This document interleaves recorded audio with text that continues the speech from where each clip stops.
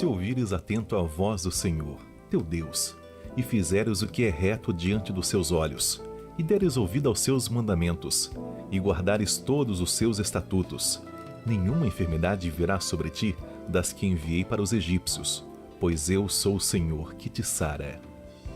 Quando pensamos em cigarro, logo imaginamos os perigos que pode causar nos pulmões, na boca, nos rins, no estômago e em diversos outros órgãos. Mas quando chega o verão, muitos de nós vamos para o fundo do quintal preparar aquele churrasquinho de carne gorda. O problema com isso é que quando a temperatura aquece a gordura, ela cai e entra em contato com a brasa, fazendo até um ruído característico que muitos conhecem. A gordura se desfaz em vários subprodutos, entre os quais está o benzopireno.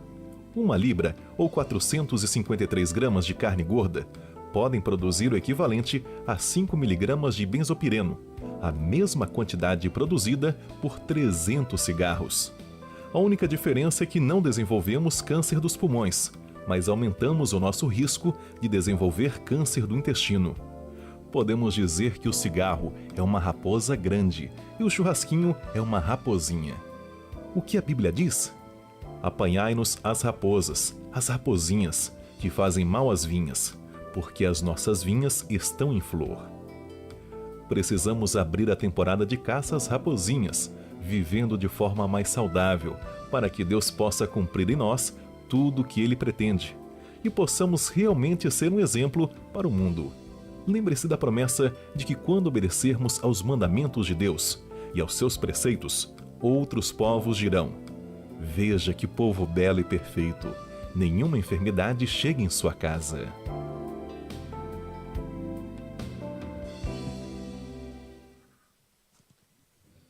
Que bênção! Cada sábado aprendemos mais com dicas de saúde. E agora sim, nós vamos cantar. Temos um ditado em português que quem canta, os males espantam. Então vamos chamar a equipe de louvor para todos em pé podermos louvar.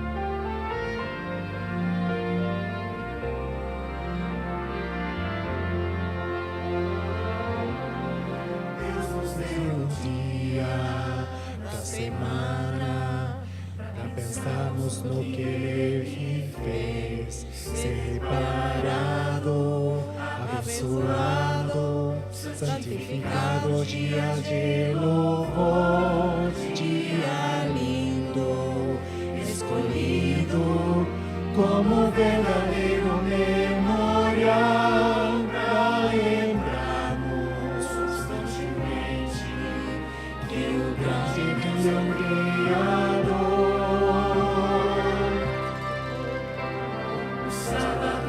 Dia de esperança, de lembrança, de descanso pleno do amor.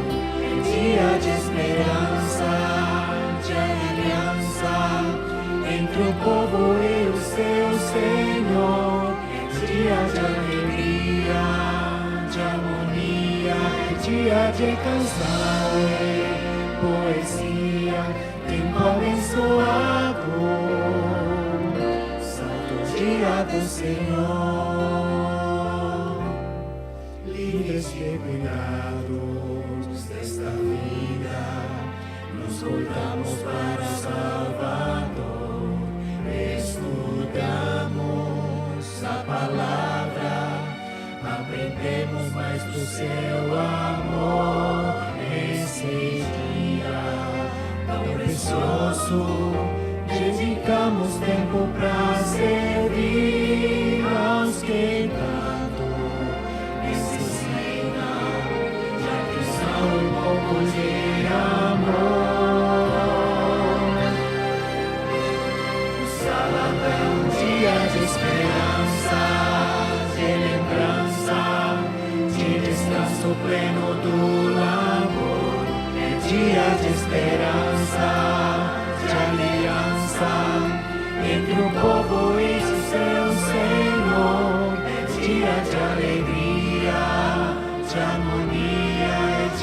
de canção e poesia, tempo abençoado, santo dia do Senhor.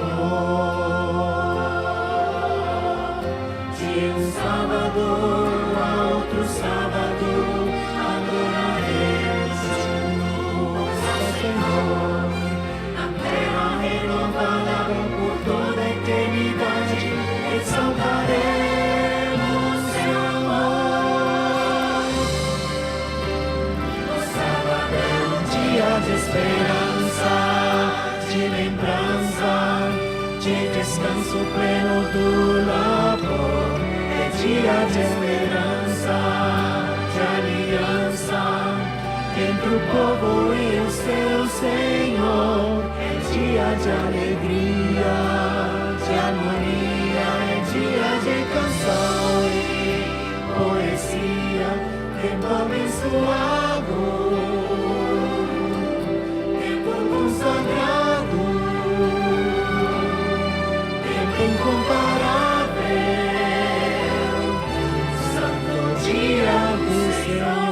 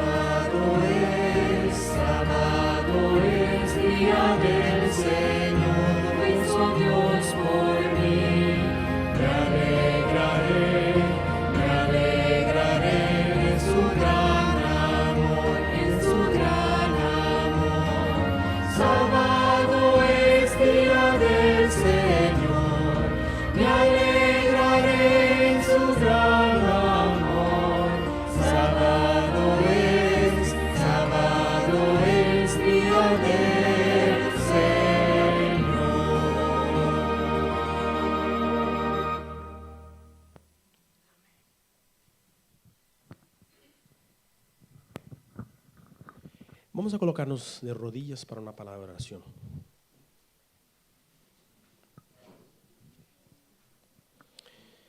Padre que estás en los cielos, Señor, queremos agradecerte la oportunidad que nos das de estar aquí en tu santa casa de oración, donde venimos, Señor, cada uno con sus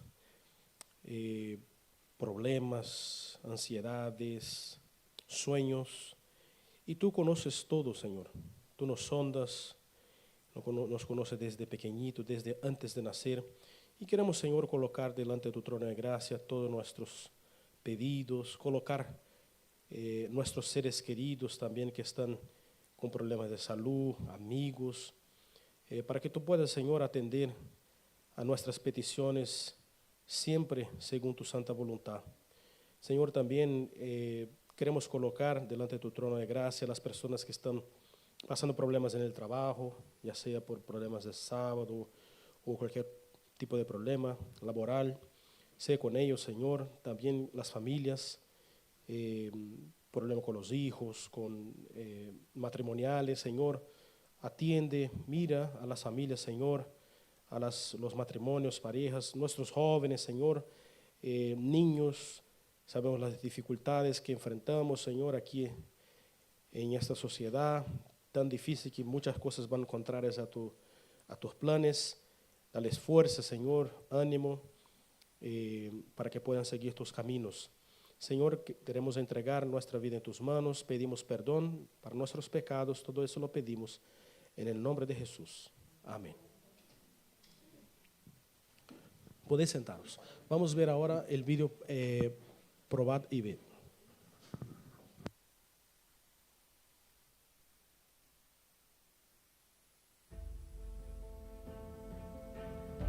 Muchas personas consideran que un diagnóstico de cáncer es una sentencia.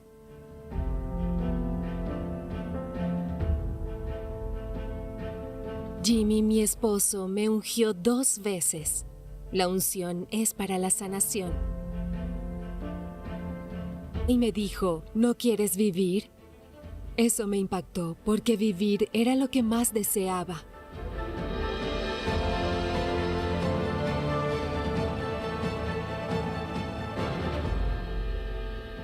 Probad y ved.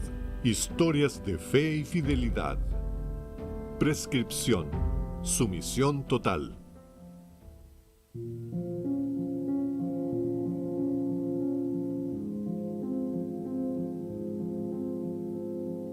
Estaba sola cuando recibí el resultado. En ese momento se me vino el mundo encima. Mi esposo estaba de viaje y yo simplemente no tenía con quién compartir esa mezcla de dolor, miedo, preocupación. Ese fue un momento de entrega total.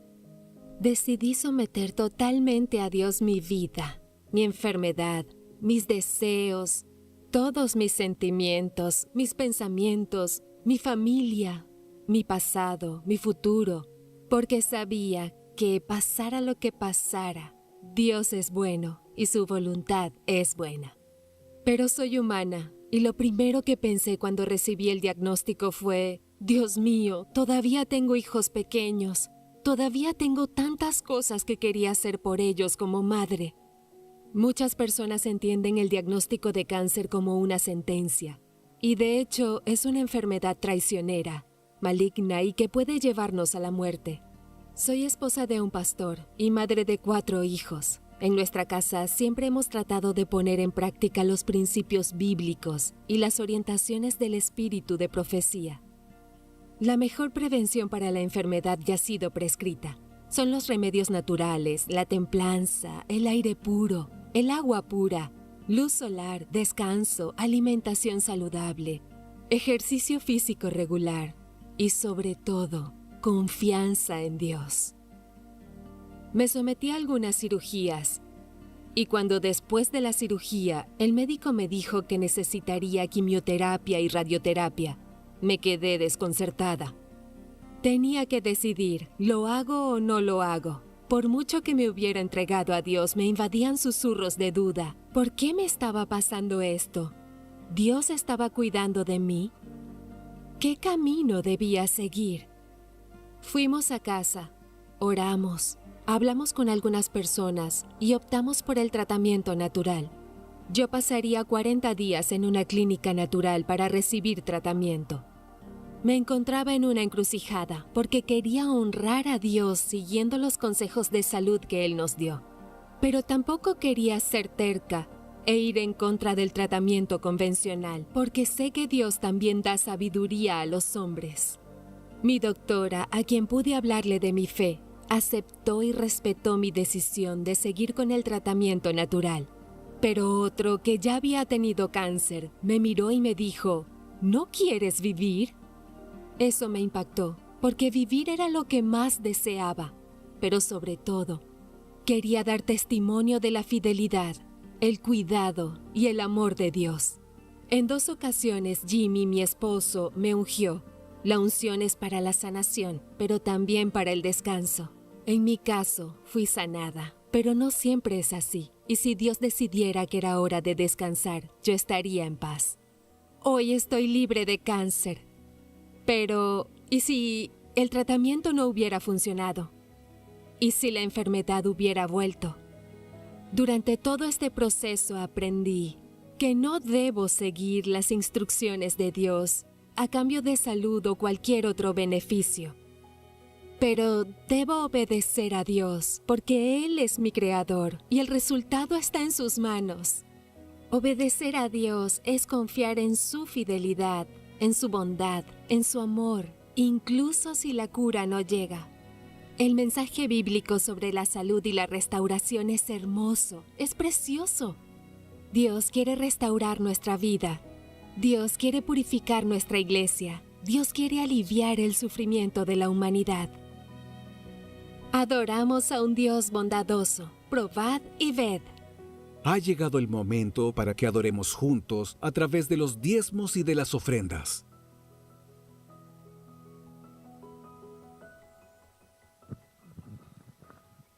Impactante, né? Eu tenho duas coisas para dizer para vocês. Uma é que esse pastor, pastor Jimmy, ele esteve conosco aqui há vários anos atrás. Ele estava vindo dos Estados Unidos, voltando para o Brasil. E ele passou aqui com a gente uma semana, fazendo uma semana de oração. E agora nós vemos aí, né, a experiência dele e da esposa. Muito impactante, né? A segunda coisa é que nós somos responsáveis pelo Departamento de Saúde. Mas eu fiquei sabendo hoje, que nós estamos comemorando hoje o Dia Internacional da Saúde. Olha que interessante, né? Eu não estava sabendo. Esse é um costume nosso dos brasileiros, né? Comemorar, né, sempre alguma coisa importante. E eu não estava sabendo, porque estamos longe do Brasil, né? Eu nem estava sabendo. E o Isaac me lembrou. Muito bem lembrado, Isaac. Hoje, na realidade, foi dia 7, não foi isso? Dia 7. Então, comemoramos hoje, em todas as igrejas adventistas do mundo, o Dia Internacional da Saúde. E nada melhor do que ter saúde do que obedecer a Deus. Não é isso que nós aprendemos? Quando nós somos fiéis a Deus, em todos os detalhes, Deus é o Deus que nos cura, que nos sana de todas as enfermidades. Que Deus nos abençoe nesse momento.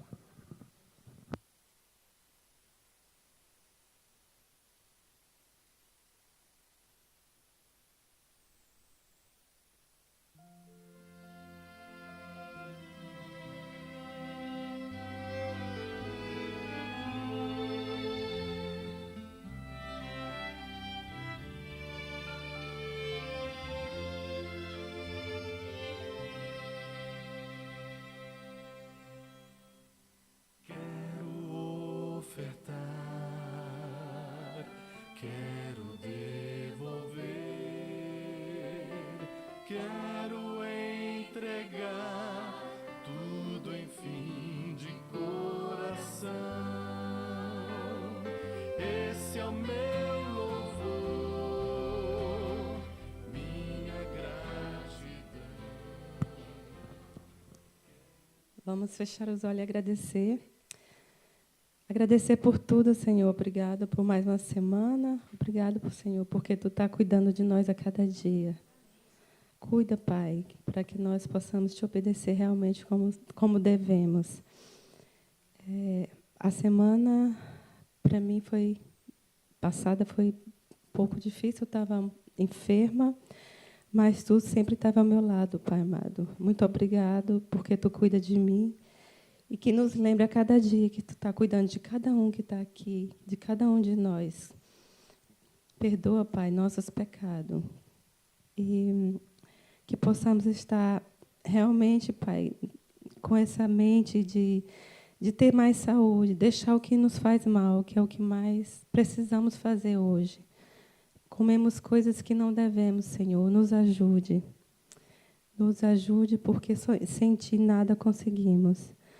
E abençoe, Pai, essas ofertas para a honra e glória do Teu nome. Perdoa nossos pecados, em nome de Jesus. Amém.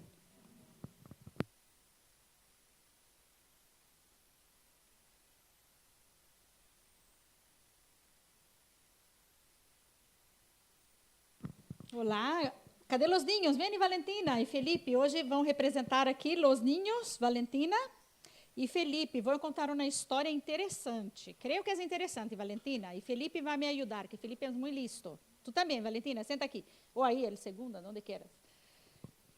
Que tal a semana? Bien? Muito bem. Vosotros escutaram aqui que em Brasil se celebra dia para todo, verdade? Não sei como é em Chile, não sei. Em Alemanha, não sei. Creio que não se celebra muita coisa aqui. Mas em Brasil ouviram, não? Escutaram, não? Há dia de la amistad, há o dia de los novios, de la madre, del padre, de la salud, de todo. ¿Del quê?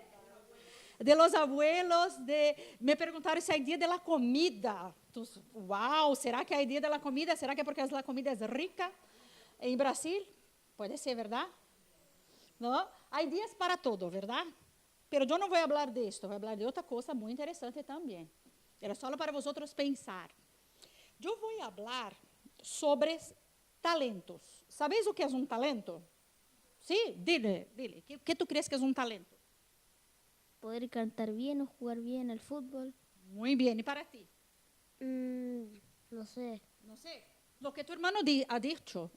Un talento es algo que tú haces muy bien. Mira, como dijo él, este niño tiene talento para jugar bien el fútbol. Ronaldinho, Cristiano Ronaldo, por ejemplo, o Messi de Argentina, ¿no? O algunos brasileños. Tiene fama de jugar bien el fútbol, ¿cierto? Por ejemplo, hay gente que le gusta cantar, ¿no? Tu papá le gusta cantar, ¿verdad? ¿Tú crees que canta bien tu papá? Sí, entonces él tiene un talento. Y si cantase mal, bueno, ¿no? Bueno, y nada. Sí, hay algunos que dicen así, yo no tengo talento. ¿Tú crees que es verdad? No. Muy bien. ¿Y tú? ¿Qué tú crees? ¿Que todos nosotros tenemos un talento? ¿Cuál tú crees que es tu talento? ¿Qué tú crees que tú haces bien, por ejemplo? Correr o matemática quizás. Muy bien. Hijo de matemático, buen matemático, de madre matemática. ¿Y tú? ¿Qué tú crees que tú haces bien? Pintar y, no sé, ballet. ¿Pintar y qué? Ballet. Oh, muy bien. A lo mejor vamos a tener una bailarina, ¿no? Puede ser. Mira, todos tenemos talentos, ¿cierto? Desde que son pequeños. Mira que me regalaron la semana pasada una de mis alumnas. Dibujó, es pequeñita la alumna, pequeñita. Dibujó colores. Dijo que era algo de color. Utilizó la imaginación. Yo también quedé pensando, ¿qué será que dibujó con tantos colores? Dibujó algo. ¿Qué tú crees que es? Una piscina con juegos de plaza. ¡Wow! ¡Qué buena imaginación! ¿Y tú? ¿Qué tú crees? Un montón de colores. También lo mismo. Lo mismo. Ok, mira, qué interesante. Pero ¿por qué he querido traer para vosotros esto? Una niña de 4 años dibujó algo. Entonces, como tú has dicho que es bueno para pintar, ¿no? ¿Qué tú tienes que hacer esto? Guardar ese talento en el bolsillo y llevar a la casa. No, ¿verdad? Yo voy a decir algo, un secreto para vosotros. ¿Te gustan secretos? ¿Sabe qué es secretos? ¿Lo que es un secreto? Contar cosas y que las otras personas no lo sepan. Verdad, mira qué lista, este es un secreto. Yo contar algo para ti y tú, callada, Valentina. Felipe, por favor, no pasa la voz, no puede pasar la voz. Este es un secreto.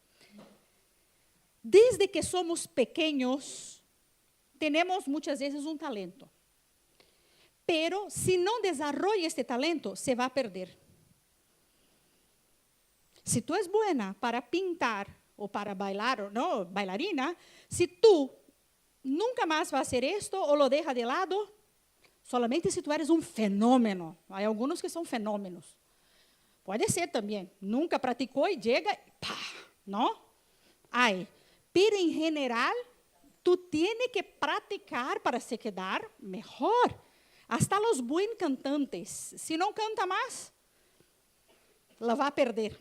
Y lo que nos dice la Biblia, todo talento, chicos, mayores, pequeños, exige esfuerzo y trabajo para desarrollar, para desenvolver. O domínio de um talento precisa ser aprendido. Hay que ser una constancia.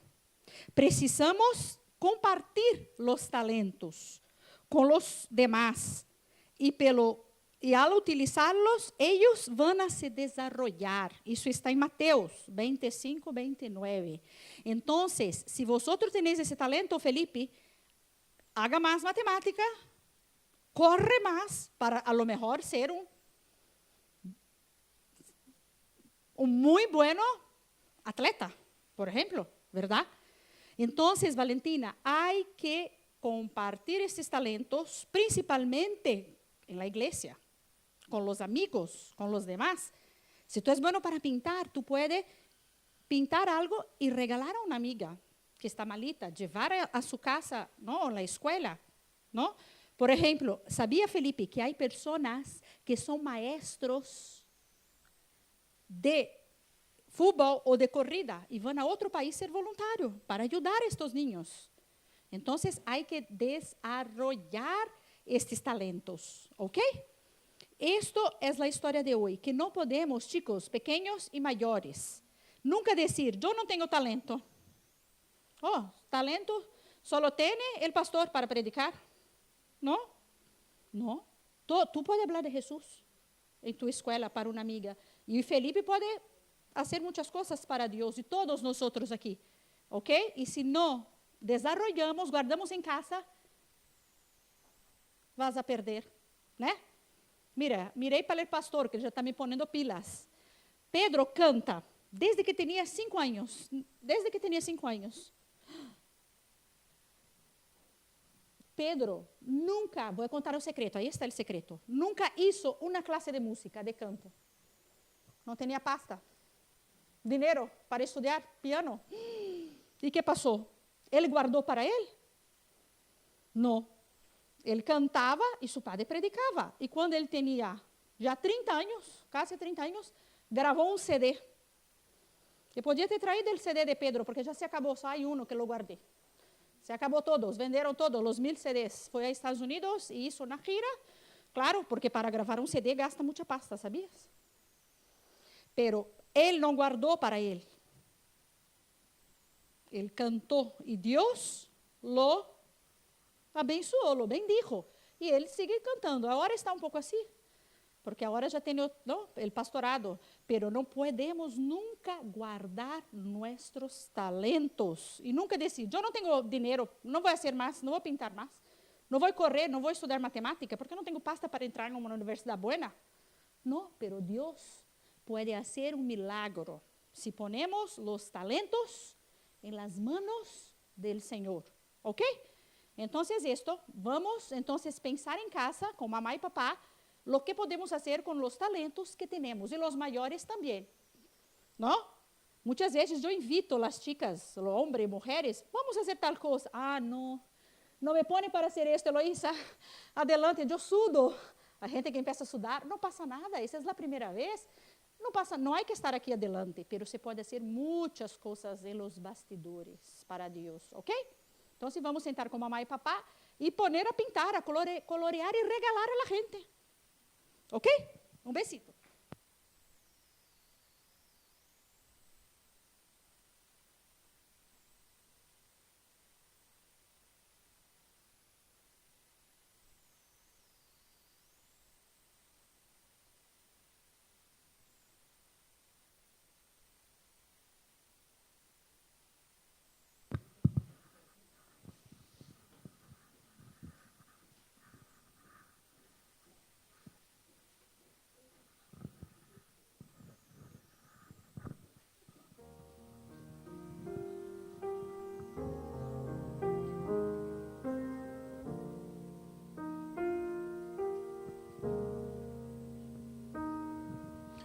Sentimentos tão incríveis, traz a paz de Deus, traz alívio, cura a alma, faz-me ser melhor.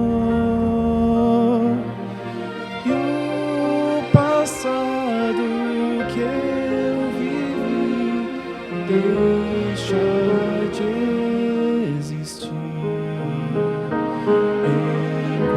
enquanto estiver com Deus.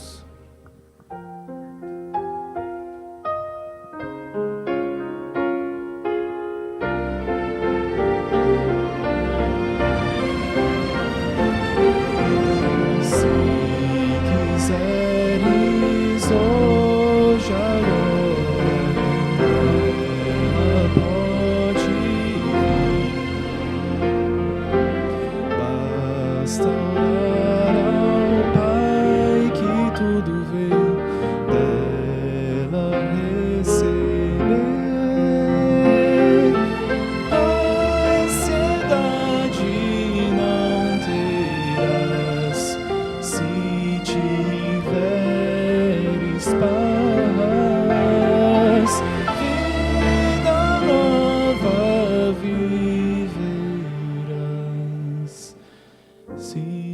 tiveres paz, se tiveres paz.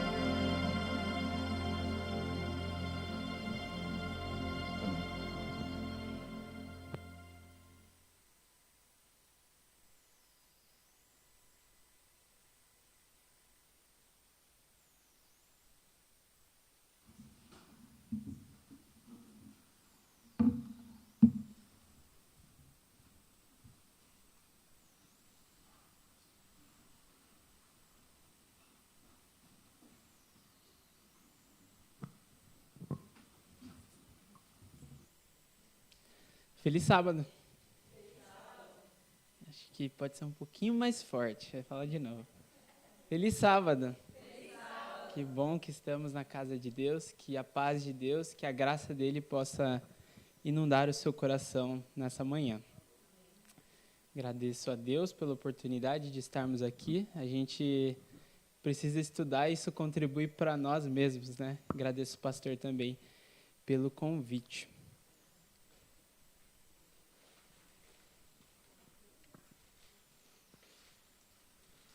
Vamos orar? Feche os seus olhos. Senhor Deus, Pai querido, amado, bondoso, que habita nos altos céus, nós louvamos o Teu santo nome, porque o Senhor é o único Deus, e porque o Senhor é o nosso Criador e o nosso Salvador. Obrigado pela oportunidade de estarmos na sua casa e prestarmos esse culto de louvor ao Senhor. Pedimos que o Senhor, através do Teu Santo Espírito, fale ao nosso coração nessa manhã, que possamos sair daqui motivados a pôr em prática a mensagem que vamos estudar aqui. Por favor, perdoe os nossos pecados, porque somos muito falhos. Que o Senhor nos cubra com a Tua graça, com o sangue de Cristo. Nós oramos no santo nome de Jesus. Amém.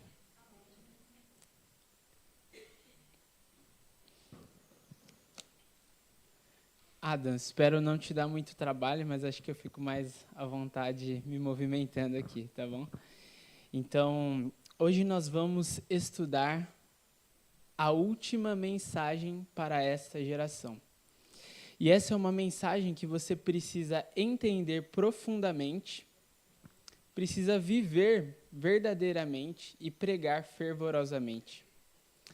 Hoje nós vamos falar sobre uma mensagem que é extremamente importante e que é o último aviso de Deus, é a última advertência de Deus para a nossa geração. Eu gostaria de começar o sermão dessa manhã contando uma história para vocês, de 2 pilotos. A empresa Aeropostale era uma empresa de correios francesa, e ela tinha uma conexão entre a França e a América do Sul. E no ano de 1930, esses 2 pilotos foram comissionados a ir à América do Sul, levando cartas, levando encomendas. Então, eles passaram ali pelo país mais bonito da América do Sul, né? E depois foram chegando na região do Peru, ali na Cordilheira dos Andes. E esses 2 pilotos, o que unia eles era o espírito de aventura. Eles eram muito aventureiros. Inclusive, esse aqui é o autor de O Pequeno Príncipe, Antoine Saint-Exupéry. E o seu amigo é o Henri Guilherme. Então, os 2 partiram rumo à América do Sul, a esse trabalho, levando cartas, levando encomendas. E quando eles estavam se aproximando da região da Cordilheira dos Andes, a temperatura começou a mudar. A visibilidade, aos poucos, começou a abaixar e uma tempestade começou a se formar. E o avião começou aos poucos a tremer, a visibilidade foi piorando, até que Anthony, ele perdeu de vista o seu amigo. E ele tentou fazer comunicação pelo rádio, tentou de tudo, mas não conseguia contatar o seu amigo, e ele seguiu e conseguiu pousar o seu avião. E o que aconteceu foi que o avião de Henry tinha caído na Cordilheira dos Andes. E aquela era uma época muito fria do ano, estava se aproximando o inverno. E Henry, ele milagrosamente sobreviveu a essa queda. Ele foi lançado, foi arremessado no chão, e a neve ela caía com tanta intensidade que, para se proteger, ele teve que se enrolar em sacos de selos. Então, ali no avião tinha alguns sacos com selos, e ele se enrolou, ficou ali em um buraco por 48 horas, esperando que a neve parasse de cair. E quando ele se levantou, ele se deparou com uma cena parecida com essa. Uma imensidão branca, muita neve, o seu avião caído, como vocês podem ver, as montanhas ao seu redor, o céu azul sobre a sua cabeça, e ele estava sozinho, em uma região inóspita, em um clima hostil à sua fé, e mesmo assim ele decidiu se levantar, e ele decidiu caminhar para salvar a sua vida. E o vento soprava muito gelado. A neve, às vezes, incomodava para caminhar. O pé dele começou a travar na neve, começou a ficar úmido. Mas, mesmo assim, ele continuou caminhando. E passou o primeiro dia, e no segundo dia, de tanto caminhar, o pé dele começou a inchar dentro da bota. E ele precisou fazer cortes na bota dele, nas duas botas, para que o pé dele se acomodasse lá dentro. Por conta da umidade do frio, o pé começou a inchar, se machucar, mas ele continuou caminhando.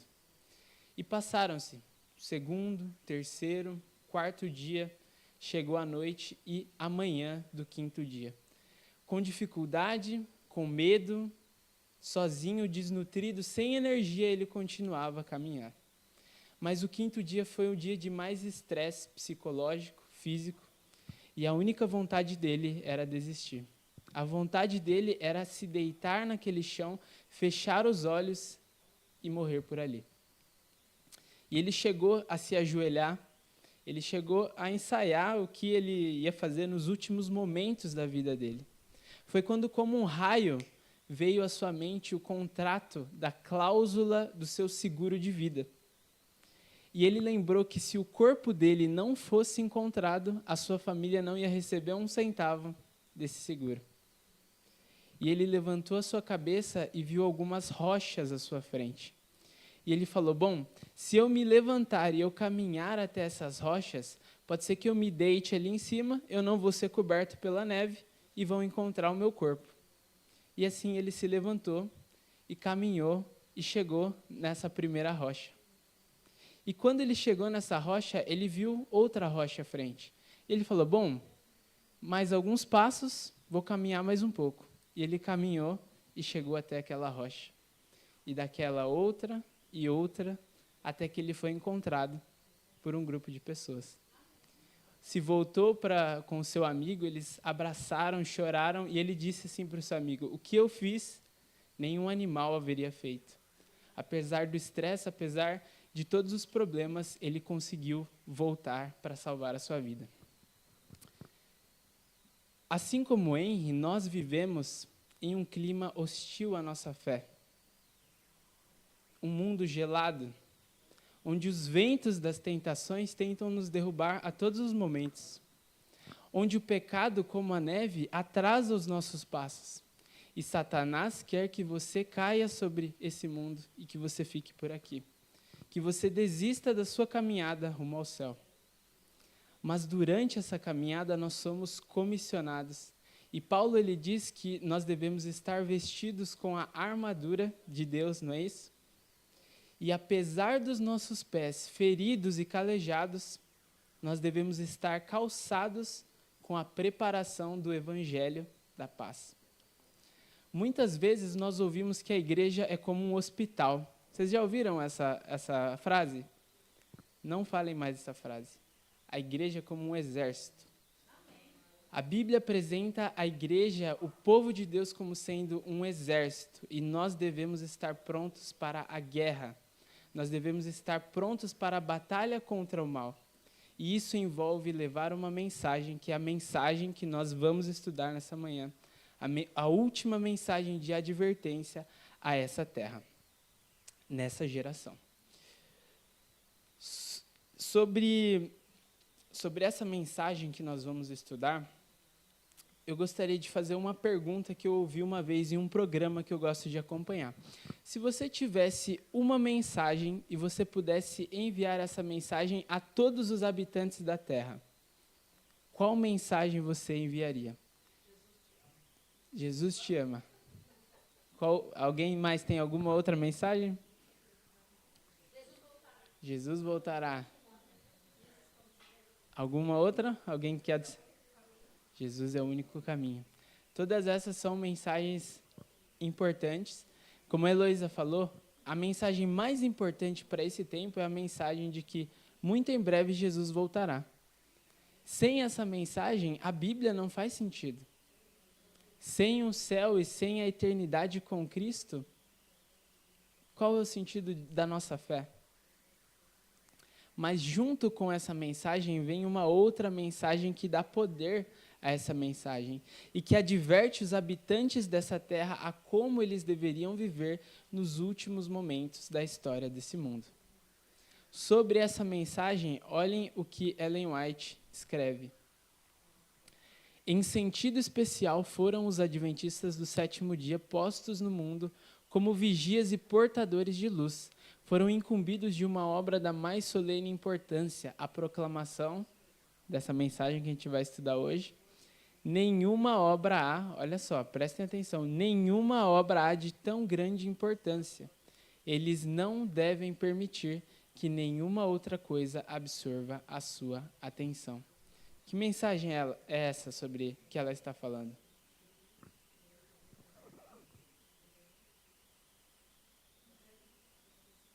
Nós somos adventistas do sétimo dia.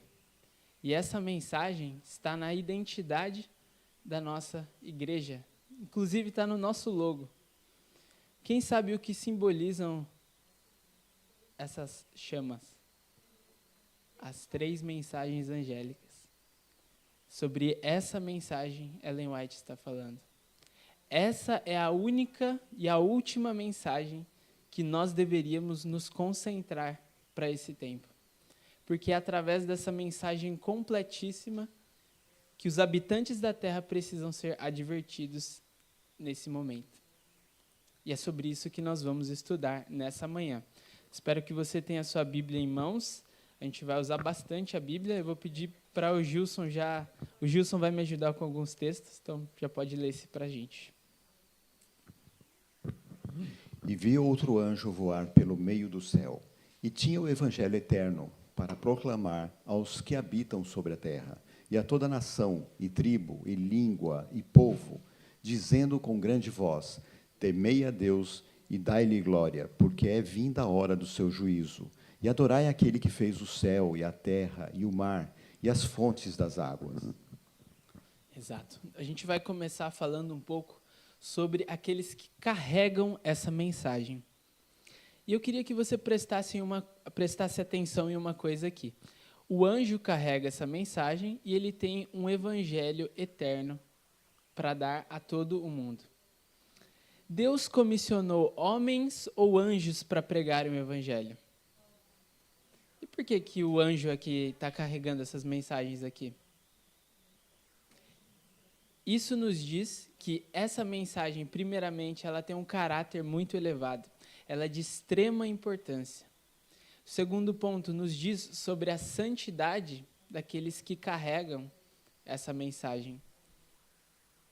E, em terceiro lugar, diz sobre o poder que Deus usará, o poder que Deus enviará sobre aqueles que carregarem e que proclamarem essa mensagem. E uma coisa muito interessante aqui, nós vemos que esse evangelho eterno, ele deve ser proclamado para os que habitam sobre a terra. Alguns, todos, toda nação, tribo, língua e povo. Isso faz vocês lembrarem de algum outro texto da Bíblia? Exatamente. O que fala lá, Armando?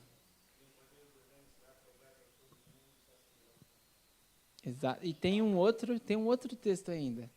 Mateus 28. O que Jesus fala na grande comissão? Ide a todo mundo e pregai a toda a nação, tribo, língua e povo. Mas a conexão mais importante está mesmo aqui dentro do Apocalipse. Abra sua Bíblia em Apocalipse 13, versos 7 e 8.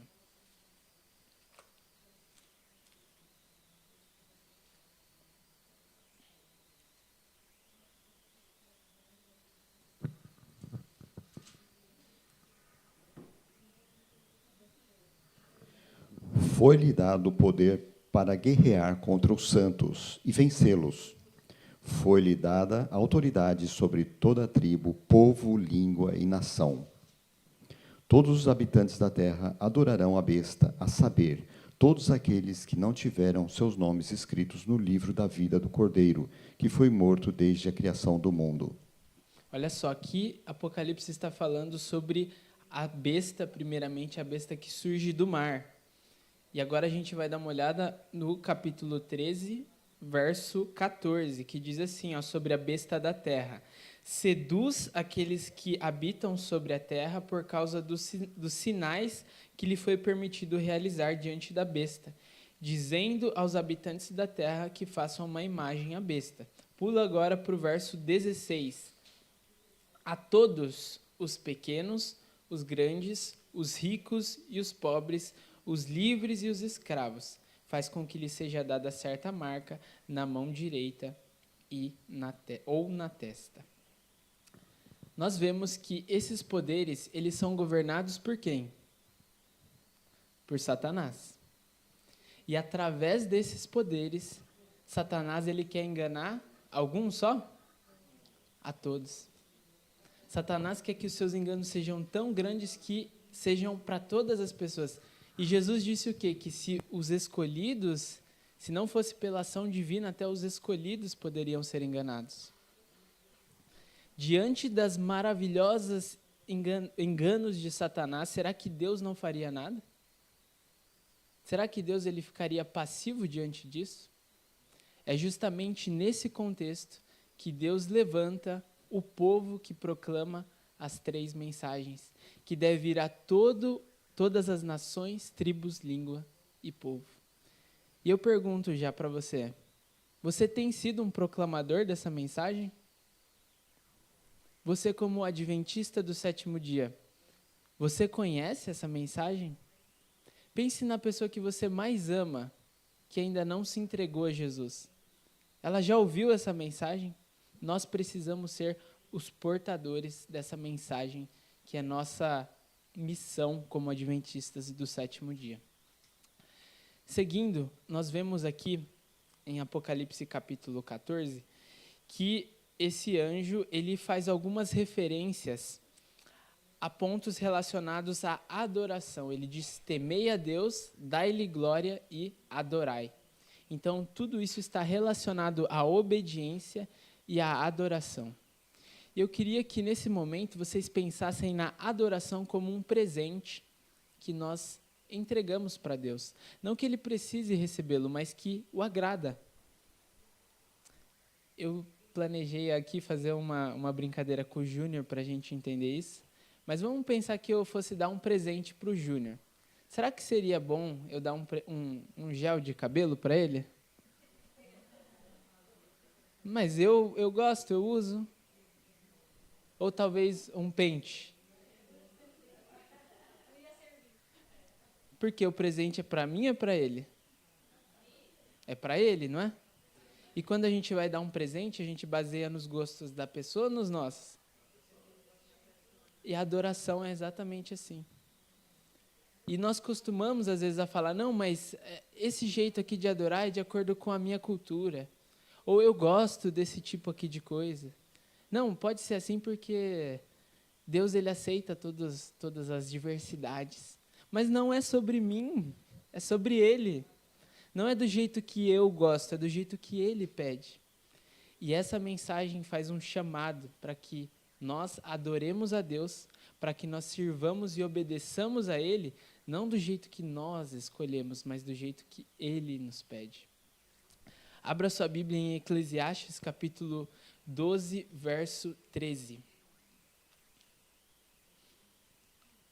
Esse anjo, ele adverte os habitantes da terra para adorarem e a obedecerem verdadeiramente o Senhor de acordo com a sua lei. Essa palavra temer a Deus, ela faz uma conexão com a adoração, com a guarda dos mandamentos. Agora que já se ouviu tudo, aqui está a conclusão. Tema a Deus e obedeça aos seus mandamentos, porque isso é o essencial para o homem. A minha versão diz que isso é o dever de todo o homem. Ou seja, o temor que está sendo dito aqui, ele está conectado com a guarda dos mandamentos. Somos chamados a sermos restauradores de brechas, restaurarmos a adoração e a guarda, essa mensagem da guarda dos mandamentos. E o final dessa mensagem diz assim: temei a Deus, dai-lhe glória e adorai aquele que fez o céu, a terra, o mar e as fontes das águas. Isso faz uma conexão com o ponto justamente aqui do mandamento. Qual foi o dia estabelecido por Deus para nos lembrarmos que Ele é o Criador? O sábado, como cantamos na música aqui, não foi? Quando nós olhamos o quarto mandamento, nós vemos que essa linguagem ela é usada na primeira mensagem angélica.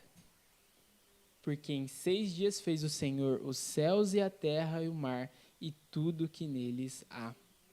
É como se esse escrito da primeira mensagem angélica estivesse apontando justamente para o quarto mandamento.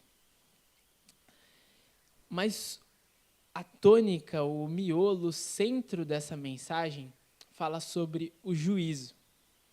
Ontem nós estávamos estudando justamente sobre isso, né, Fernanda? E a minha ideia aqui hoje é pincelar tudo isso, tá? É impossível a gente ir muito a fundo em cada um desses temas, mas que isso sirva como um incentivo para vocês também estudarem e se aprofundarem. Mas, como a gente vê aqui, podem voltar lá em Apocalipse, capítulo 14.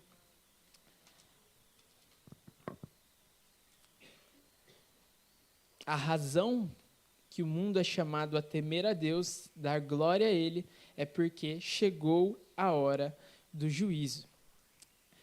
E quando nós falamos de um juízo, vamos usar aqui algo da nossa realidade. Se uma pessoa é presa, vamos supor que a Rose roubou farinha para fazer bolo lá no mercado, né?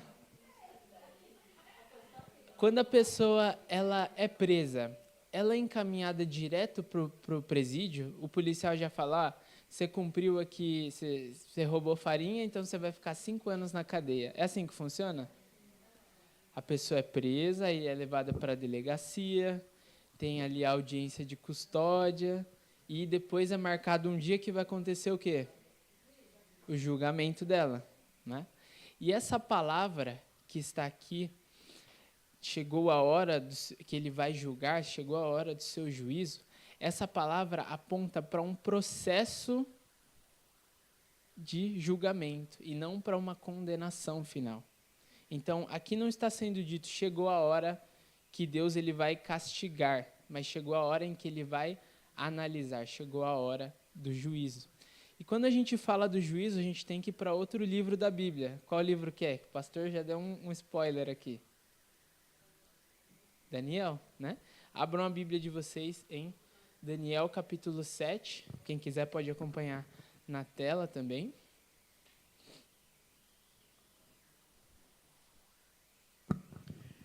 Continuei olhando até que foram postos uns tronos, e o ancião de dias se assentou. Assentou-se o tribunal, e se abriram os livros. Então, Daniel aqui ele vê uma cena de um tribunal divino. Deus é o ancião de dias, e é dito que abriram-se os livros ali nesse tribunal. Será que Daniel ele viu esse juízo ao vivo? Ele teve a visão e o juízo estava acontecendo ali na hora? Ou será que isso se referia a algo que iria acontecer? O que vocês acham? que ia acontecer. E como que a gente sabe disso? Vão para o capítulo 7, verso 25 e 26.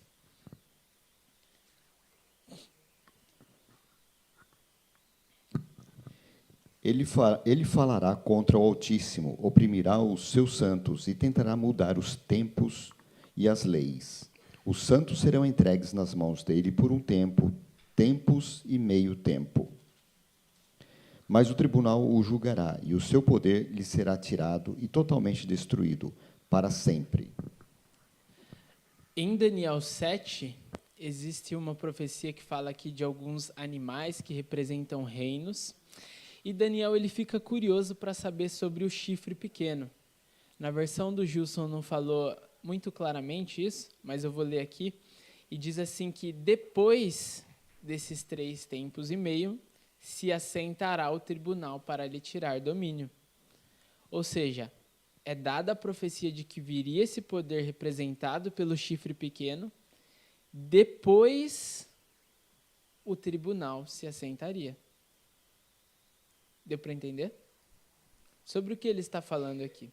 Esses 3 tempos e meio, eles se referem aos 1.200 anos de supremacia papal. O tempo onde o poder papal reinou, imperou sobre a consciência das pessoas, e a gente já vai entender um pouco mais do que isso aconteceu, mas esse período se estende até o ano de 1798. Se Daniel 7:25 está dizendo que esse tribunal se assentaria depois desse período, isso não pode ser antes. Isso exclui várias possibilidades dessa interpretação profética, de que é Antíoco Epifânio, de que são outras pessoas. Aqui está claro para a gente, esse tribunal se assentaria depois. E segundo o que a gente vê também em Daniel 8:14, isso nos ajuda a esclarecer exatamente quando isso se iniciaria, esse processo de juízo lá no céu. Daniel 8:14 diz, até 2.300 tardes e manhãs, e o santuário será purificado. Então, quando nós vemos a linguagem dessa profecia, nós vemos que ela traz uma linguagem do quê? Do santuário. E no santuário haviam 2 cerimoniais. Quais eram eles? Um diário e um anual. Qual que era o nome desse cerimonial anual?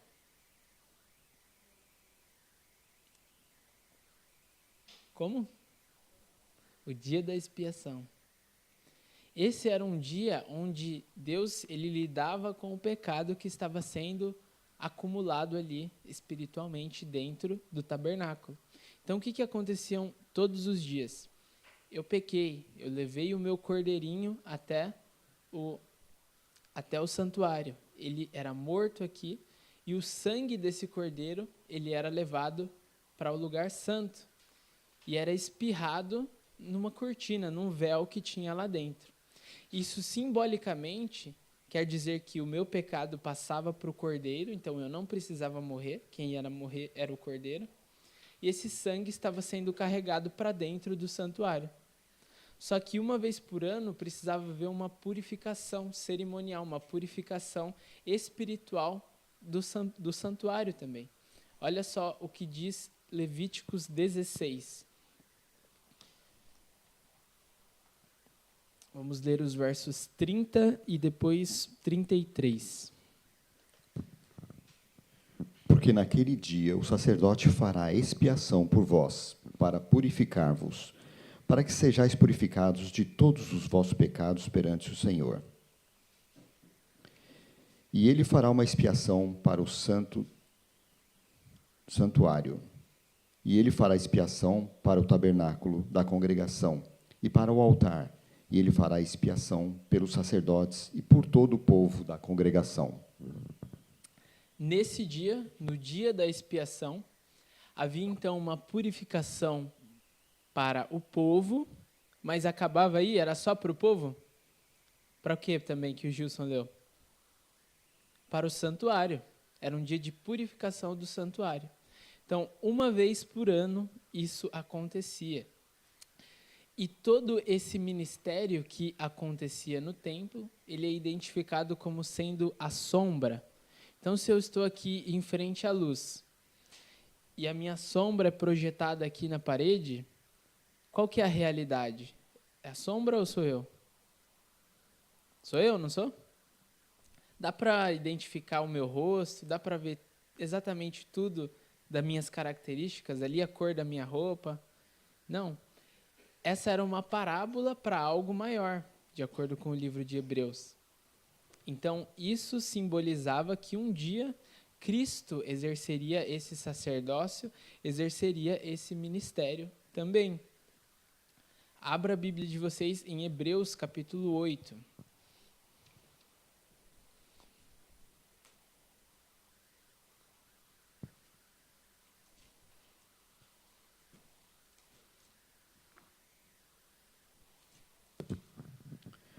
Porque se ele estivesse na terra, não devia ser sacerdote, visto que há sacerdotes que oferecem dons segundo a lei, E o 5 agora. Né? que servem ao exemplo e sombra das coisas celestiais, como Moisés foi admoestado por Deus quando estava prestes a construir o tabernáculo. Ele diz: olha, cuida em fazer todas as coisas de acordo com o modelo que no monte se te mostrou. Olha só, então, aquilo que estava na terra era uma sombra, era um exemplo para as realidades espirituais. Então, Cristo, ele é identificado por Paulo como o nosso Cordeiro Pascal. E aqui no livro de Hebreus, ele também é identificado como o nosso sumo sacerdote. Ou seja, tudo isso apontava para a obra de Cristo. E assim como havia uma purificação no santuário terrestre, deveria haver uma purificação no santuário celestial. Cristo, ele morreu como nosso cordeiro, ascendeu aos céus, se tornou o nosso sumo sacerdote, e parte dessa obra deve refletir aquilo que acontecia na terra. Olha só agora o verso 23 do capítulo 9 de Hebreus. Hebreus 9, 23. Era necessário, portanto, que as figuras das coisas que estão no céu fossem purificadas como tais sacrifícios, mas as coisas celestiais em si seriam purificadas com sacrifícios superiores a estes. O que ele está dizendo nesse verso? Que o santuário terrestre, ele era purificado com qual tipo de sacrifícios? De animais, certo? Mas será que esses animais eles eram suficientes para purificar o verdadeiro tabernáculo que está no céu? Sim ou não? Não. E qual é o sacrifício, o sangue de quem que é capaz de purificar o tabernáculo do céu? O sangue de Cristo. Não é à toa que Cristo, quando ele morre, e diz que Maria Madalena foi querer abraçá-lo, né, tocá-lo, ele diz: não, eu ainda não me apresentei diante do Pai. Ele ascende ao céu naquele mesmo dia, desejado de todas as nações, fala sobre isso. Cristo ascende ao céu e apresenta o seu sacrifício. Foi perfeito, ele volta, passa alguns dias na terra, mas depois ele ascende e inaugura o santuário celestial nos céus. E o que isso representa? Essa obra iniciada no céu no ano de 1844, segundo a profecia de Daniel, mostra que o juízo de Deus no céu se iniciou. E aí o ponto mais importante, a gente já sabe disso, né? É importante que a gente revise, talvez a Rayane e as meninas seja bem novo isso, né? E a gente pode expandir mais, o pastor com certeza vai explicar bem melhor isso, tá bom? Mas qual é o ponto de tudo isso? Qual é o ponto que a gente tem que se basear aqui? E se o meu nome estiver passando agora lá no céu? Será que nós estamos nos purificando dos nossos pecados? Tito 2 diz que a graça de Deus se manifestou salvadora a todos os homens. E ela nos ensina, ela nos ordena que nós nos purifiquemos. Paulo também vai dizer: purifiquemo-nos de toda impureza, tanto da carne quanto do espírito, aperfeiçoando a nossa santidade no temor do Senhor. Hebreus capítulo 9 vai dizer que nós devemos ter a ousadia de, pelo sangue de Cristo, entrar no santuário celestial, pela fé. Pelo sangue de Cristo nós temos a salvação, mas nós precisamos, assim como o povo de Israel, estar em contrição dos nossos pecados, nos purificando, porque a graça de Cristo, ela nos salvou, mas não para que nós vivêssemos em pecado. Precisamos abandonar os nossos pecados e ter a fé de que Cristo, ele é o nosso juiz e o nosso sacerdote também. A primeira mensagem levou um pouquinho mais de tempo, mas as próximas são mais rápidas. Então, vamos seguir Apocalipse 14, verso 8. E seguiu outro anjo, dizendo: Babilônia caiu, caiu aquela grande cidade, porque ela fez todas as nações beberem do vinho da ira de sua fornicação. Bom, está dando uma informação que caiu Babilônia. A cidade de Babilônia, ela existe até hoje? Não, só existem ruínas. Ou seja, é um símbolo que está sendo aplicado aqui. E aí, para a gente entender esse símbolo, a gente precisa saber que a Bíblia, ela usa a mulher para simbolizar o quê? A igreja, o povo de Deus. Tanto em seu estado de pureza, de obediência, quanto em seu estado de desobediência. E esse estado de desobediência é chamado do quê? Prostituição. No capítulo 12 de Apocalipse, nós vemos uma mulher. E essa é a mulher pura, essa é a mulher fiel, representa o povo do Antigo Testamento e também ali o início da igreja que traz Cristo. Cristo é essa criança que vem da mulher. E essa mulher está sendo perseguida por Satanás. Mas o livro do Apocalipse nos ensina através de contrastes. Nós temos o cordeiro e o dragão. Nós temos uma mulher que é fiel e nós temos a prostituta também, de Apocalipse, capítulo 17. Convido você a abrir a sua Bíblia em Apocalipse 17. Nós vamos ler os versos 1 até os 6.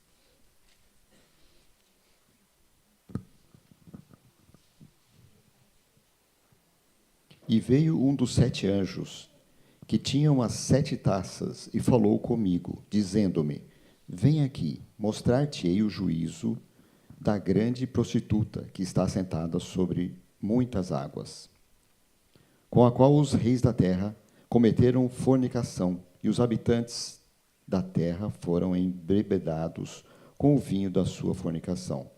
Assim ele levou-me em espírito para o deserto, e eu vi uma mulher assentada sobre uma besta de cor escarlate, cheia de nomes de blasfêmia, tendo 7 cabeças e 10 chifres.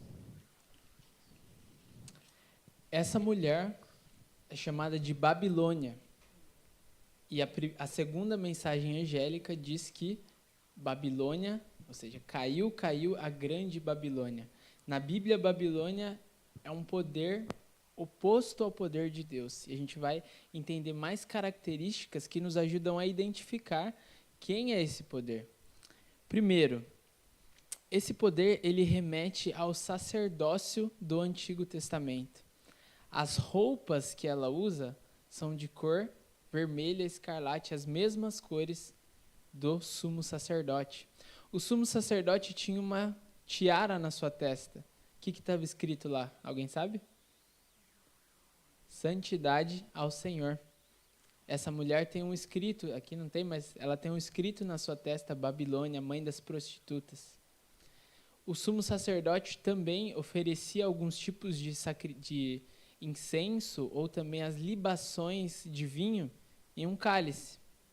E essa mulher carrega um cálice com o vinho da sua prostituição. É um poder religioso que está sendo mostrado aqui. A mulher mostra isso e esses símbolos também nos ajudam a entender. Agora vamos falar um pouco desse envolvimento de Babilônia. Olha só, essa mulher, ela se envolve, ela se prostitui com um escravo ou com uma pessoa pobre, com qualquer um? Quem que ela escolhe para se prostituir? O que diz aí? Os reis da terra. Será que é à toa isso? Ela é uma mulher interesseira. Ela quer se envolver com os reis da terra para se utilizar do poder deles para fazer os seus enganos imperarem. Essa prostituta, o verso 18, deem uma olhada no verso 18 do capítulo 17. Diz assim, ó, a mulher que você viu é a grande cidade que domina sobre os reis da terra. Ou seja, nessa relação é a mulher que está mandando. É, normalmente assim, né, Gilson? Brincadeira. Mas essa mulher, ela está dominando sobre os reis da terra e ela que impera a sua vontade. Ou seja, nessa união entre o poder político e o poder religioso, quem é que está com proeminência aqui? O poder religioso. E ela oferece algo para os reis e para as nações da terra. O que foi que eu falei para vocês? O vinho, certo? O vinho dessa mulher simboliza as suas falsas doutrinas, mas também diz que ela está embriagada com o sangue dos santos, do povo de Deus. Quando nós olhamos para a história, nós vemos que o poder papal foi esse poder que perseguiu todos aqueles que se opuseram à sua vontade, aos seus ensinos, foram considerados hereges, e a maneira com que isso aconteceu foi através dessa união. Porque essa união permitiu com que isso fosse considerado crimes. Então, os hereges eram mortos por causa disso, os considerados hereges, né? Ellen White identifica esse poder dizendo: o poder que por tantos séculos manteve a influência despótica sobre os monarcas da cristandade é Roma. Ela está falando sobre o poder religioso romano. Ela está falando sobre a Igreja Apostólica, Católica Apostólica Romana. E esse vinho que ela oferece para os reis da terra, então, primeiro ela oferece esse vinho para os reis da terra, e esse vinho também é oferecido para as nações. Isso são as falsas doutrinas. Ellen White chega a nomear algumas dessas doutrinas: a imortalidade da alma, a mudança do sábado para o domingo, dentre outras. Então, são doutrinas falsas que, através dessa união com o poder civil, são prestadas, são potencializadas para enganar as pessoas. Perceba o que Ellen White identifica aqui para a gente. Você pode ler, Gilson, para mim? A obra da apostasia não atingiu ainda o ponto mais alto. A queda de Babilônia completar-se-á quando se atingir essa condição de apostasia, e a união da Igreja com o mundo se consumar em toda a cristandade. A mudança é gradual, e o cumprimento perfeito de Apocalipse 14, verso 8, está ainda no futuro. Eu esqueci de pôr a referência, mas isso está no Grande Conflito, tá? Aqui ela está comentando justamente sobre essa queda de Babilônia. O que é isso? E percebam o combo que existe aqui. Nós temos a apostasia e essa união da igreja com o mundo. E aí eu pergunto para vocês, será que isso tem acontecido? Olhem só essa charge que tem um teor irônico, mas é triste ao mesmo tempo, né? Satanás empurrando o mundanismo para dentro da igreja e dizendo: entra, aproveite que estão dando lugar. Hoje nós estávamos comentando na escola sabatina sobre a santidade. O que simboliza ser santo? Ser separado, não é? Será que a igreja tem se destacado, eu digo a igreja, os cristãos, será que os cristãos no mundo, eles têm se destacado de todas as maneiras, no jeito de falar, de se vestir, de se alimentar, de amar as pessoas? Será que temos sido diferentes do mundo? Eu tenho a impressão de que esse muro de separação ele tem sido cada vez menor. E foi isso exatamente o que Ellen White falou sobre essa apostasia. E um outro ponto é sobre a união do poder político ao poder religioso. Será que isso tem acontecido ou não? Temos visto esses passos ou não? Essa semana mesmo, o Papa iria até o Pentágono para ter uma reunião com os líderes civis dos Estados Unidos. Os passos são rápidos no tempo do fim, segundo aquilo que Ellen White nos revela. E nós precisamos estar atentos quanto a esses sinais. E uma coisa que eu queria que vocês prestassem atenção, em Apocalipse capítulo 14, é dito que o primeiro anjo, ele fala com uma forte voz. O terceiro anjo também diz que ele fala com uma forte voz, mas o segundo não. Será que a mensagem dele é menos importante? O que vocês acham? Vamos para Apocalipse 18, 1 a 3. E depois dessas coisas, eu vi outro anjo descer do céu, tendo grande poder, e a terra foi iluminada com a sua glória. E ele gritou poderosamente com uma forte voz, dizendo: Babilônia, a grande, caiu e se tornou habitação de demônios, e o antro de todo espírito imundo, e gaiola de toda ave imunda e odiável. Porque todas as nações beberam do vinho da ira da sua fornicação, e os reis da terra cometeram fornicação com ela, e os mercadores da terra se enriqueceram pela abundância de suas iguarias. Olha só que interessante, essa mensagem do segundo anjo, ela é repetida aqui em Apocalipse 18. E agora diz que um anjo com grande autoridade, ele ilumina toda a terra. Essa mensagem, eu não quis trazer aqui muitos detalhes, mas a gente vê o cumprimento histórico das mensagens. E parte dessa mensagem foi apresentada ao mundo após o movimento milerita também. Mas Ellen White comenta que ela se intensificará no fim dos tempos. E isso representa essa profecia. Um anjo, ou seja, o povo de Deus aqui apresentado com grande poder, pregando essa mensagem a toda a terra. E é nesse contexto que surge um convite.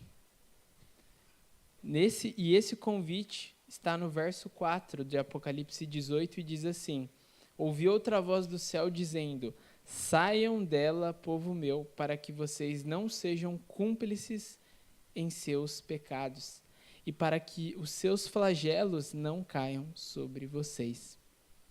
De acordo com esse texto, aonde está o povo de Deus? Ou parte do povo de Deus? Está só na igreja adventista? Está só na igreja batista, presbiteriana? Onde eles estão? Espalhados.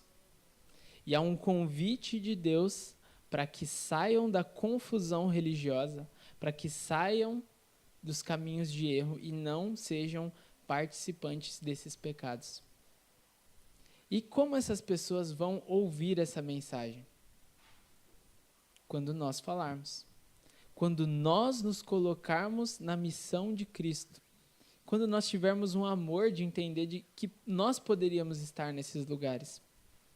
Que nós poderíamos estar em sinceridade fazendo aquilo que é contrário à palavra de Deus. E Deus aos poucos tem chamado pessoas, e Ellen White também nos revela que isso se intensificará, e muitos que estão em nossas fileiras sairão durante os tempos de prova para dar lugar a esses. Que nós possamos não sair, que nós possamos nos firmar e ser parte desse povo que chama outros para as fileiras do Senhor. Chegamos então à última mensagem angélica agora. Seguiu-se a estes outro anjo, o terceiro, dizendo, em grande voz: se alguém adora a besta e a sua imagem, e recebe a sua marca na fronte ou sobre a mão, também esse beberá do vinho da cólera de Deus, preparado, sem mistura, do cálice da sua ira, e será atormentado com fogo e enxofre diante dos santos anjos e na presença do Cordeiro. A A fumaça do seu tormento sobe pelos séculos dos séculos, e não tem descanso algum, nem de dia e nem de noite. Os adoradores da besta e da sua imagem, e quem quer que receba a marca do seu nome. Aqui está a perseverança dos santos, os que guardam os mandamentos de Deus e a fé em Jesus. Então aqui está sendo falado sobre os seguidores da besta e uma advertência para que nós não a sigamos, para que nós não recebamos essa imagem e sigamos essa imagem. Brevemente, eu vou passar essa parte, e nós vemos que essa besta é a besta de Apocalipse capítulo 13, que representa o poder papal. Essa besta, ela é contado no capítulo 13 um breve relato da sua história. E essa besta recebe um golpe mortal em uma de suas cabeças. E é interessante que Satanás ele tenta imitar a Deus, ele tenta contrafazer a Deus. Então nós temos o dragão que tenta imitar a Deus o Pai. Nós temos a besta do mar que tenta imitar a Cristo. Assim como Cristo recebeu uma ferida mortal na cruz, a besta do mar, ela recebe uma ferida. E esse poder, então, historicamente, nós sabemos que a Revolução Francesa foi esse ataque à fé, esse ataque ao poder religioso e papal. Com a Revolução Francesa, várias ideologias contrárias à fé vieram à tona. Então, nós entendemos que, nesse momento, quando o Papa Pio VI foi preso, morreu na cadeia, isso se dá essa ferida mortal. Mas essa ferida seria curada.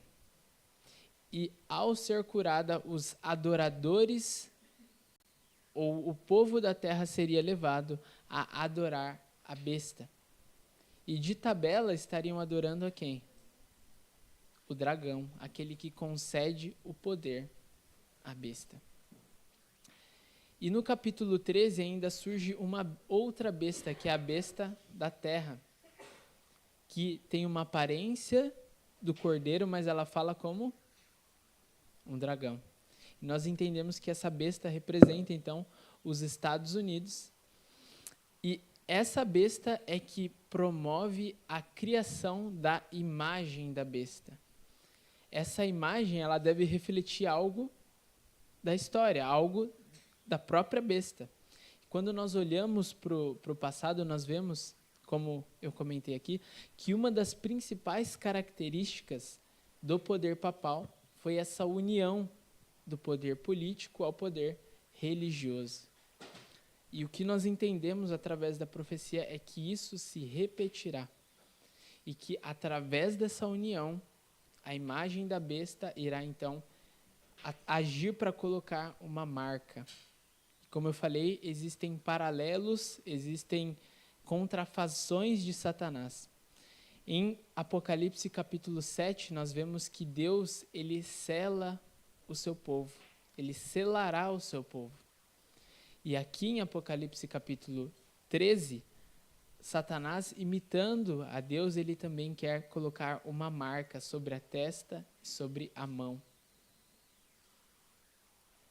Qual é, então, o selo de Deus? Vamos ler Êxodo 31, verso 12 e 13.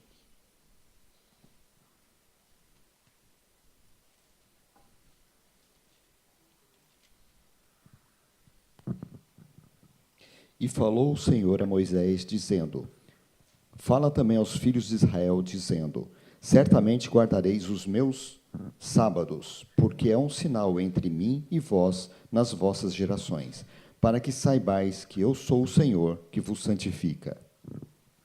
A gente não precisa ler esse texto de Ezequiel, se vocês quiserem anotar para ler em casa. É uma repetição desse texto.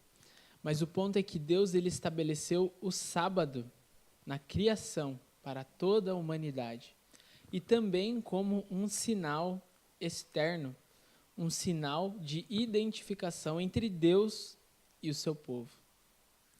E o contrário disso é o domingo. Ellen White, comentando sobre isso, ela diz: o selo de Deus, o símbolo ou sinal da sua autoridade, encontra-se no quarto mandamento.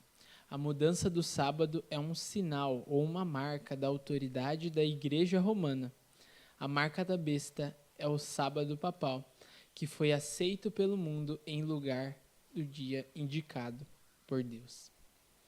E quando nós olhamos para a profecia, nós vemos que nesse final dos tempos haverá um conflito e só há 2 caminhos a seguir.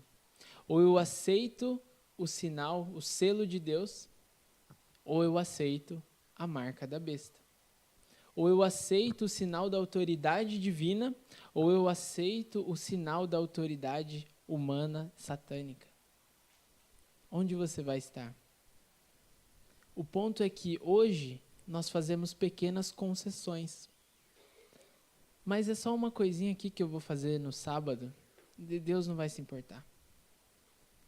Pequenas concessões abrem caminho para grandes pecados, para uma apostasia maior. E se nós não dermos importância para a santidade, para a relevância do sábado hoje, vocês acham que a gente vai dar essa relevância quando a profecia diz que haverá um decreto de morte e que as pessoas serão impedidas de comprar e vender? O ponto é que essa grande tribulação, ela envolverá todo mundo. E hoje nós precisamos nos preparar. E hoje nós precisamos pregar essa mensagem a todas as pessoas. E aqueles que passarem por essa tribulação, vencedores, estarão com Cristo no céu. Sobre esse povo, João escreve assim: esses são os que vieram da grande tribulação, que lavaram as suas vestes e as branquearam no sangue do Cordeiro. Nunca mais terão fome ou sede, nem o calor os abrasará, porque eles foram lavados pelo sangue de Deus.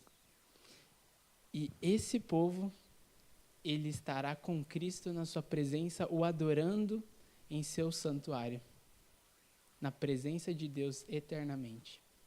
E a pergunta é: você quer estar lá? Que você possa entender essa mensagem profundamente, vivê-la intensamente e pregá-la fervorosamente. Amém.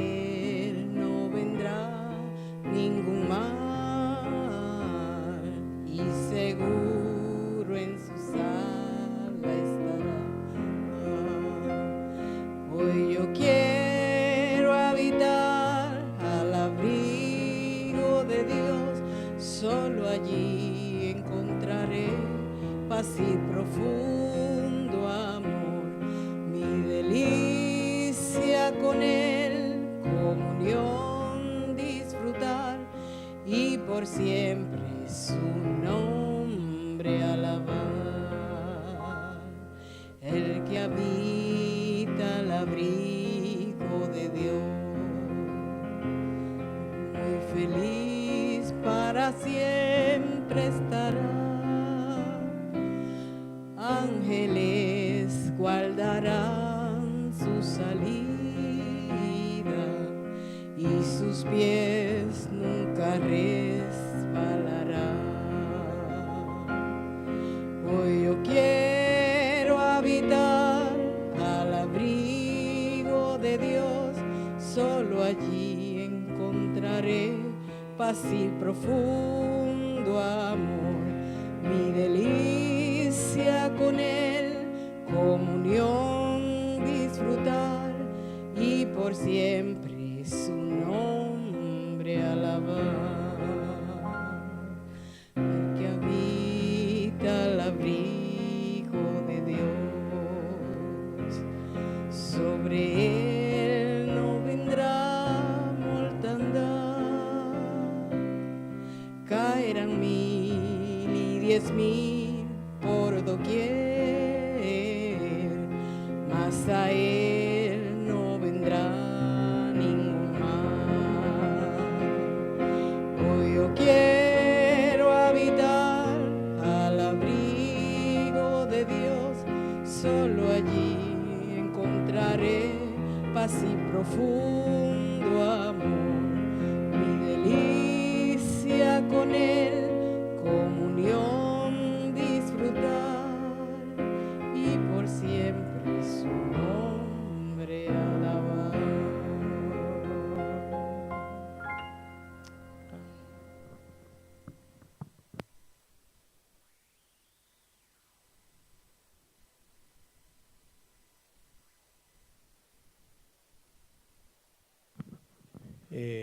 Agradecemos a Isaac por el mensaje. Vamos a colocarnos en pie para cantar el himno final. ¿Dónde está el equipo de alabanza? Ya vamos.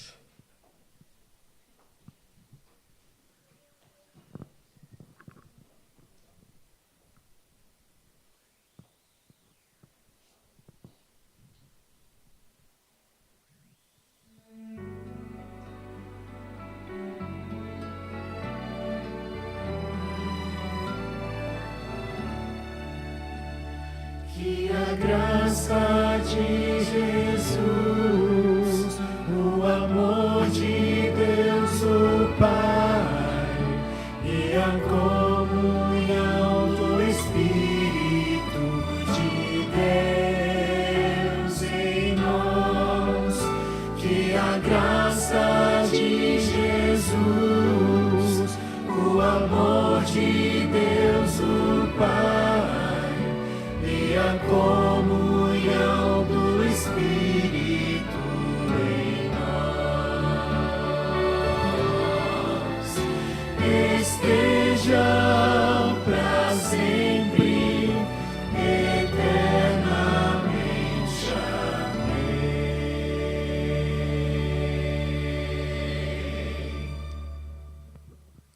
Oremos. Querido Deus, eterno Pai, obrigado pela Tua palavra, porque o Senhor nos ensina, nos adverte, que possamos nos levantar como um exército do Senhor e marcharmos em guerra contra o mal, em guerra contra tudo aquilo que se opõe ao Senhor.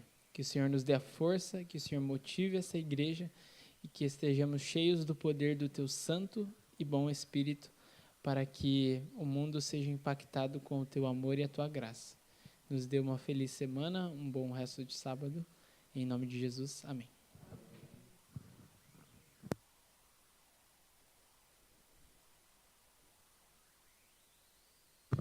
Muchas gracias, Isaac. Una pregunta, ¿quién quedó con dudas?